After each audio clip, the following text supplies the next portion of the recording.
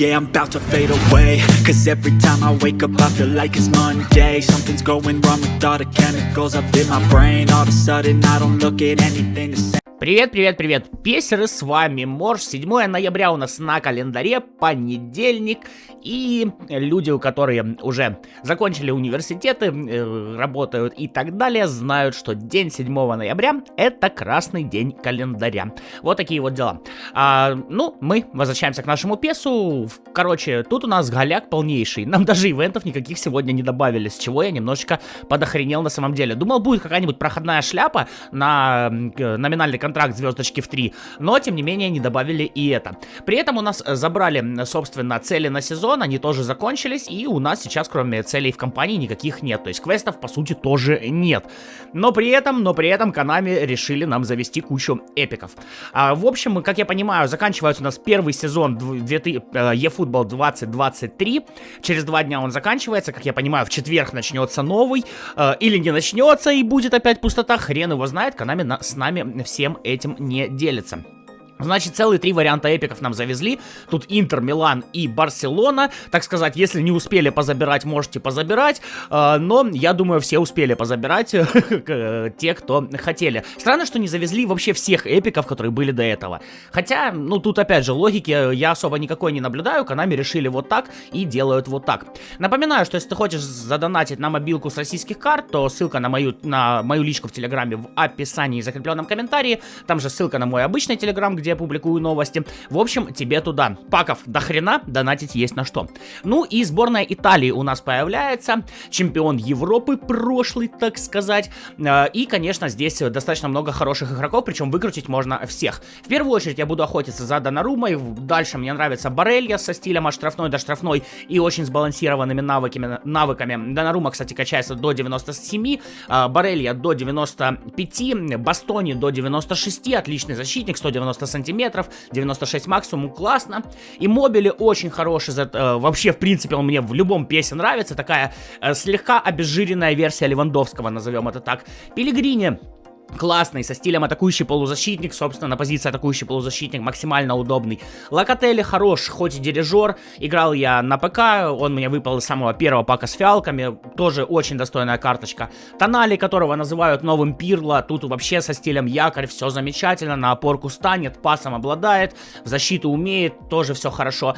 Но остальные ребята, наверное, все минус. И прикол этого пака, конечно, в том, что можно выкрутить всех. По сути, мне нужен Доннарума, Барелья, Бастони. Вот я бы на них остановился, если мне они за 3 пака выпали бы, было бы просто замечательно. Но если не выпадут, то можно покрутить и побольше. Хорошее здесь решение, что можно, по сути, получить всех. И, конечно, основной прикол здесь в том, что все стили по 90, то есть, по сути, я сейчас свои обычные карточки буду заменять вот такими карточками и не парить себе мозги по поводу стиля, менять стиль, если нужно, и спокойно всеми этими футболистами играть. Ага, так, лигу здесь не показывают. То есть эти футболисты не привязаны к клубу, я правильно понимаю? 19 номер, Бануччи мне выпадает, судя по всему. Да, Бануччи мне выпадает, и футболисты не привязаны к клубу. На самом деле это плохо. Объясню почему. Потому что в ивентах у нас больше очков идет, если у тебя футболисты из определенной лиги, которой посвящен ивент. Если футболист к лиге не привязан, то за него этих дополнительных очков идти не будет. При этом, это ивенты против искусственного интеллекта. Konami, нахер вы это делаете? Ну вот серьезно, вот хочется спросить, нахер вы это делаете?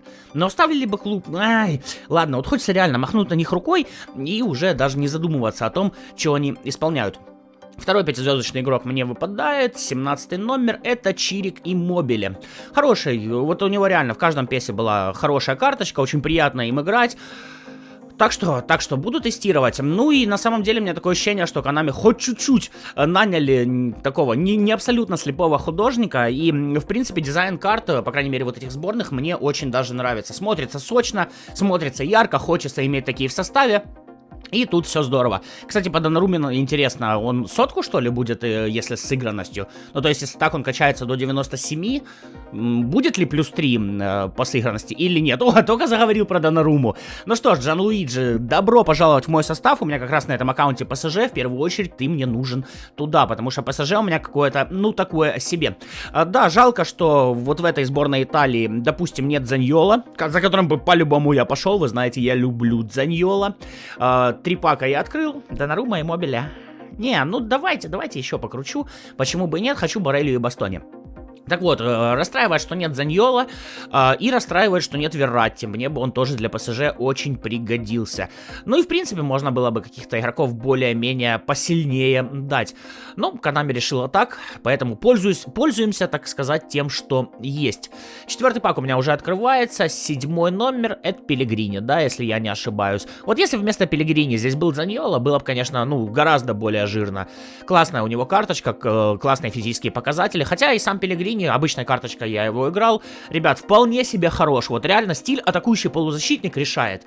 Когда он классно двигается по полю и без твоих указаний, и поддерживает атаку, и пас отдать может. Короче, вот реально, для атакующего полузащитника, для меня стиль атакующий полузащитник это самое лучшее. Никаких классических десяток, креативных плеймейкеров. Для АПЗ стиль АПЗ. И все выходит замечательно. А вот и Бастони заходит в мой состав, 190 сантиметров. Кстати, если я не ошибаюсь, части в 21 он был 192 сантиметра. Вот почему-то мне так кажется. Может, я, конечно, ошибаюсь. Но здесь может быть такой же прикол, как с Кулибали, что сначала он у нас был 1,95 м, а потом вдруг внезапно стал 1,87 м. При этом на разных сайтах у него действительно разный рост написан. Так, ладно, Донарума, Бастони есть. Остался Борелья, но при этом 6 карточек. Покрутить еще, не покрутить еще. Ну, блин, ладно, золото есть в принципе. Когда еще на самом деле такие хорошие карточки будут? Меня вот больше всего в них реально привлекает этот стиль 90. Стиль 90 это замечательно. Ну, точнее, 90 на все стили. Вот это самое жирное, что в этом всем есть. Ну и, конечно, пока информации нет, но ждем следующие сборные. 8-очка Тонали, да? Новый Пирло мне выпадает. Вот, ждем информацию от Konami и по поводу глобального обновления, и по поводу того, какие следующие сборные и следующие паки будут. Как только это все появится, само собой в Телеграме я это буду публиковать. Я уверен, что многие ждут, экономят золото, причем, как вы видите, сборные у нас на большое количество дней, то есть даже если ты не донатишь, ты за эти дни соберешь нужное количество золота, чтобы открыть, собственно, всю сборную. Ну и, само собой, я уверен, что люди ждут сборную Франции, сборную Испании, Англии, Германии, там реально дофига будет бестов. Мне, допустим, опять же, в тот же ПСЖ мне нужен Мбаппе со всеми стилями по 90, потому что тот Мбаппе, который у меня сейчас в ПСЖ в составе, там у него, по-моему, сыгранность 55, ну или что-то в этом роде. Я его качал вообще под другой стиль, под основной состав, а тут ПСЖ мне понадобится. Короче, геморрой с этими стилями придумали. Нахрена это сделано, непонятно. Мне кажется, что это одна из самых глупых вещей, которую Konami сделали в этой части. Вот эти вот стили, прокачка. Это глупость. Это глупость. Лучше бы оставили все, как и было в 21-й. Ну, а чтобы вручную мы прокачивали, да, это хорошее. Вот, что называется, рядом живет у нас хорошая идея и тупейшая идея. И реализовали они, к сожалению, обе. Странно, что никто действительно просто при подготовке игры не сказал, что, ребят, ну это глупо, давайте не будем это делать. Хотя, может, кто-то сказал, но его не послушали. Снова 5-звездочный игрок мне выпадает, 23-я, вот он и Борелья. Вот и Борелья, в принципе, забираю я всех, кого отсюда я хотел забрать, и еще сколько? 2 пака? 2 пака у меня, по-моему, остается в запасе. Ну, по сути, в принципе, нормально.